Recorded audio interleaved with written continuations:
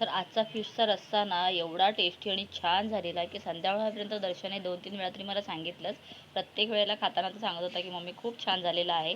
तर यासाठी मी काय केलेलं आहे, हे सगळं साहित्य ना मिक्सरमध्ये वाटून घेतलं. त्याच्यामध्ये मी अद्रक लसूण घातलेला आहे, कांदा, टोमॅटो, हिरवी मिरची, कोथिंबीर आणि त्यानंतर ओला नारळ जो होता ना तो किसून घातला.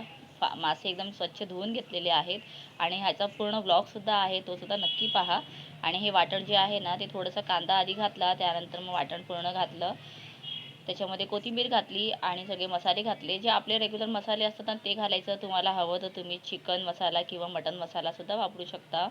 आणि एवढं मस्त ना छान तेल जरा सुटायला लागलं की त्याच्यामध्ये मासे घालायचे. 1-2 मिनटं सगळं मिक्स करून घ्यायचं.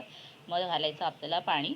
तर इथे मिक्सरचं भांडं धुवूनच मी पाणी घातलेलं आहे आणि 5 मिनटं शिजवून घेतल्यानंतर ना त्यात मी घातलेलं आहे कोकम. तर खूप टेस्टी आणि मस्त अशी फिश करी रेडी आहे. तुम्हीसुद्धा नक्की ट्राय करा. Bye bye.